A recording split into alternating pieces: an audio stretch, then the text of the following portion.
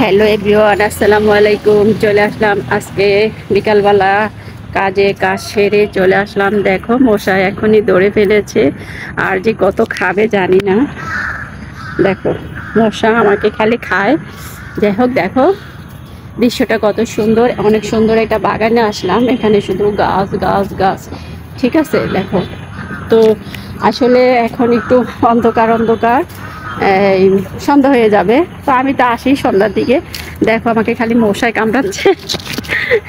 এখানে হলো মশা, আসলে মশার যন্ত্রণায় ভালো লাগে না, আসতেও চাই না। কারণ না আসলেও ভিডিও বানাতে তো হয়, বানাইতে হইলে তো একটু জঙ্গলে একটু ভালো জায়গায় আসতে হয়, তাই না? এই দেখো, দেখছো মশাই খালি কি করে না করে। যাই হোক, এখানে কিন্তু অনেক গাছ আছে। তো আজকে আমি এই জঙ্গলের ভিতরে আর যাবো না। দেখো আমার হাতের ভিতরে, দেখছো? আয় দেখো দেখো মশা। তোমরাই বলো আমি এখন কি করব, মানে ভিডিও বানাবো না মশার কামড় খাবো?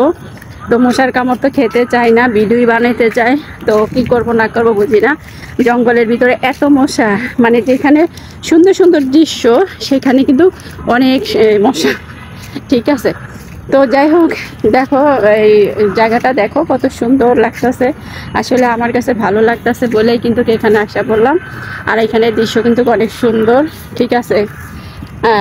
যদি কেউ আসতে চাও বিকালবেলা হাঁটার জন্য, অনেকে হাঁটতে আসে, অনেকেই কি বলে ঘুরতে আসে, অনেকে আবার শরীর চর্চা করতে আসে, মানে ব্যায়াম ব্যায়াম করে যাকে বলে, যাদের ডায়াবেটিস, তারা কিন্তু বিকালবেলা আসে। তো আমিও প্রায় আসি। তা এসে এখানে দৃশ্যগুলো দেখি, ভালোই লাগে। দেখো আমার সামনে কিন্তু একটা ইয়া কি বলে, এই এই দেখো, ঠিক আছে। এটা হলো তোমার কি, দেখো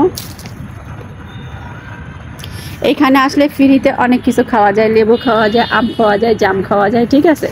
তো এটা হলো সরকারি জায়গা, তো যা যেটা ভালো লাগে সে সেটা নিয়ে যায়, ঠিক আছে। তা আমিও প্রায় আসি, যদি কিছু পাই নিয়ে যাই, বুঝো না, ফ্রিতে পাইলে সবাই নিতে চায়। যেমন আমিও ফ্রিতে পাইলাম আর নিয়ে গেলাম, ঠিক আছে। এখানে কিন্তু অনেক দই আছে, দেখ। কিন্তু এটা হলো ছোট, জানি না রস আছে কিনা। আরেকটা আছে যে, দেখো, ঠিক আছে। এই যে এটা মনে পাকা, এটা মনে পাকছে, এটা ধরার আগে ছুটতে গেছে, জানি না। দেখো আর আমার হাতের ভিতরে কত মশা বসা রয়েছে, দেখছো?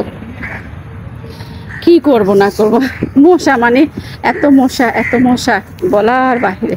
তাই আর কি জঙ্গলে এখন একটু আসতেও ভয় লাগে, কেননা চিকনগুনিয়া যদি আবার হয়ে যায় তাহলে তো সমস্যা। একবার হপায় মাত্র চিকনগুনিয়া জ্বরে ধরছে, দেখো, দেখছো? দেখো মশা আমাকে কিভাবে, মানে গন্ধ পেলে তো চলে আসে। তো কিছুই বুঝি না, মশার যন্ত্রণা। এই মশা, দেখছো? এই দেখো হাতের ভিতরে বসছে, মুখে বসছে, কি করব? তোমরাই বলে দাও মশাকে কি করা উচিত। তোমরা কিন্তু অবশ্যই কমেন্টে বলবা, ঠিক আছে। আজ এই পর্যন্ত, আবার দেখা হবে অন্য কোনো ভিডিওতে। আল্লাহ হাফেজ।